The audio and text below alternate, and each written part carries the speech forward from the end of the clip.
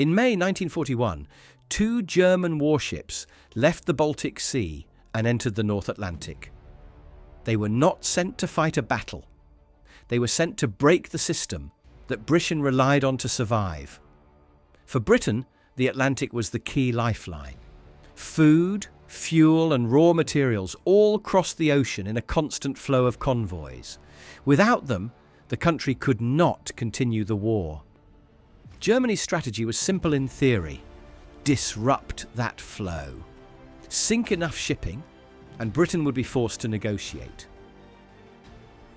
Operation Rheinübung was part of that plan. At its centre were 2 very different ships. The first was Bismarck, the largest and most powerful battleship Germany had ever built. She was over 240 metres long and 49,000 tons.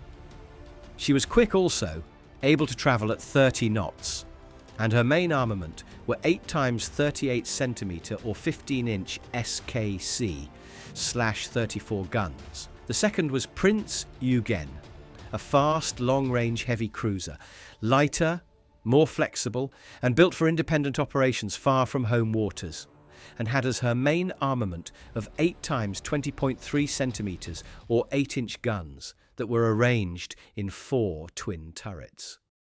Together, they formed a complete system.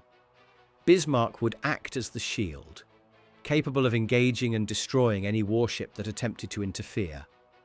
Prinz Eugen would act as the blade, slipping through the Atlantic to hunt merchant shipping.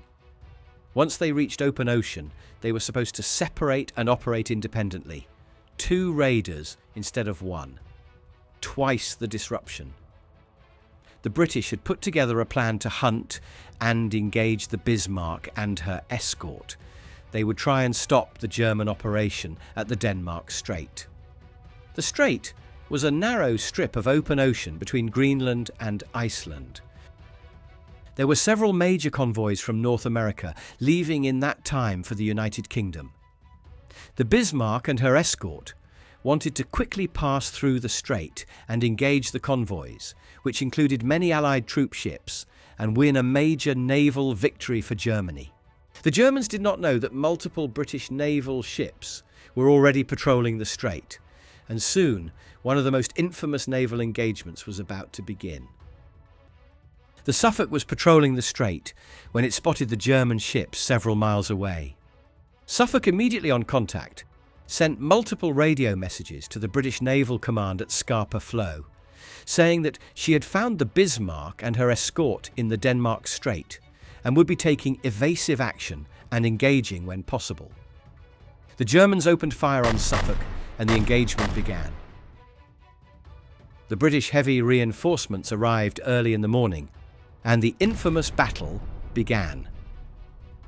Both sides' heavy ships were roughly 20,000 plus yards apart and started ranging each other to gauge distance and try and land some lucky early hits. Both sides exchanged multiple salvos as they moved closer together.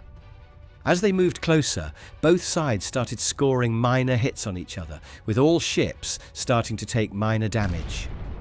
So far, no major hits were scored, but there were a lot of near misses.